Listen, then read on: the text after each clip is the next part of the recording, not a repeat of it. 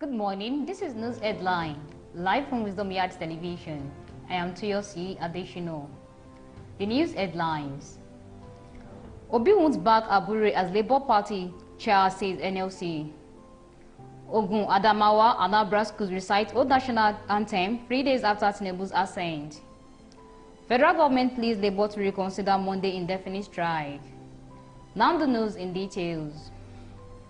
The federal government has pleaded with organized labor to reconsider its decision to embark on an indefinite strike from Monday, June 3, 2024, in protest against the government's refusal to raise the proposed minimum wage from 60,000 naira. The interest of the masses should be the top priority of organized labor, the federal government stressed. The Minister of Information and National Orientation, Idris Mohammed, disclosed this in an exclusive interview with Saturday Punch. While describing the Nigeria Labour Congress and the Trade Union Congress as partners in Project Nigeria, Mohammed noted that industrial action was not the solution to the ongoing negotiation for a new minimum wage for workers.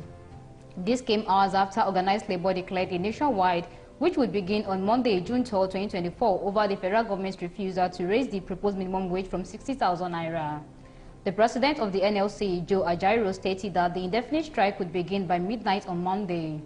The NLC leader, who read from a jointly prepared speech alongside his TUC counterpart, Festus Oshifo, expressed what he described as grave concern and disappointment over the federal government's failure to conclude and pass into law a new national minimum wage act and reverse the hike in electricity tariff to 65 naira per kilowatt.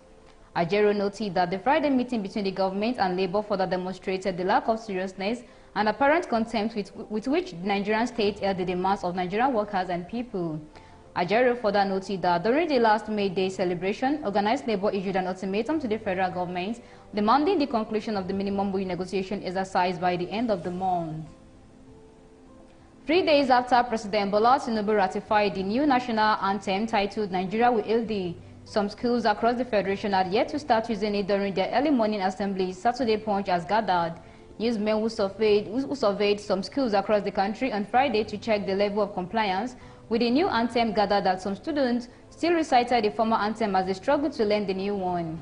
On Wednesday, the Senate President Godswill Akpabio, during a joint plenary attended by President Tinubu, reviewed that the President had signed into law the National Anthem Bill 2024, which sought to reinstate the old anthem Nigeria We Hail Thee. Tinubu's final assent had brought about the reversion to the post-independence national anthem.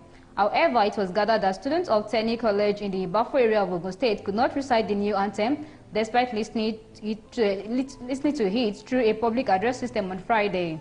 Explaining why the students could not recite the anthem, the school administrator, Mrs. Feyuji Miokoluwa, said, "We started today to teach them. Most of the children now are the new generation. We will have to take them through it."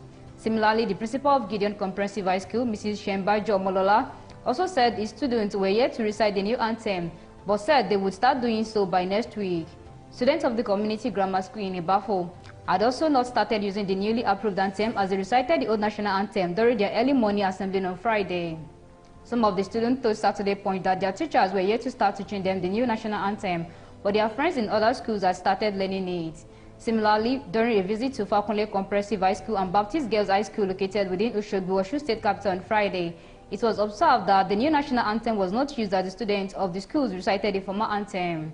Commenting on this, some of the school's teachers said they had started teaching the students the new anthem as the Osun State government had directed, and all public and private schools in the state should start reciting it. However, it was observed that despite some schools in Ondo State already teaching the new anthem, some of their students had yet to understand and recite it. During a visit to a nursery and primary school located in Oshinle area of Akure, the state capital, on Friday, it was observed that the pupils were unable to recite the anthem as one of their teachers was seen teaching them during the morning assembly. Speaking on the development, the headmistress of the school, simply identified as Mrs. Ayodele, said the school was making effort to ensure both teachers and pupils and the teachers memorized the new anthem properly. The Nigerian Labour Congress has expressed conviction that the Labour Party presidential flag bearer, Peter Obi, won't back Julius Abure to remain in office as the party national chairman. The deputy president of the NLC Political Commission, Professor Theophilus Ndubaku, disclosed this in an interview with Saturday Punch. Ndubaku also refuted the claim that the union had resolved its differences with the embattled leader of party and members of the National Working Committee. The development came in the wake of denial by Obi's camp that the former Anambra State governor had endorsed the Abure-led NWC following their contentious convention that returned them to office. The growing tension between the party leadership and Obi's camp heightened last week when his campaign team announced that his celebrated visit to the Labour Party secretariat was a reconciliatory move and not endorsement, has been peddled in a section of the media. Reacting to the drama, Indobaku said Abure was merely living on borrowed time, stressing that there was no way a Peter Obi we know can endorse him following the strange manner he was returned to the leadership seat of the party.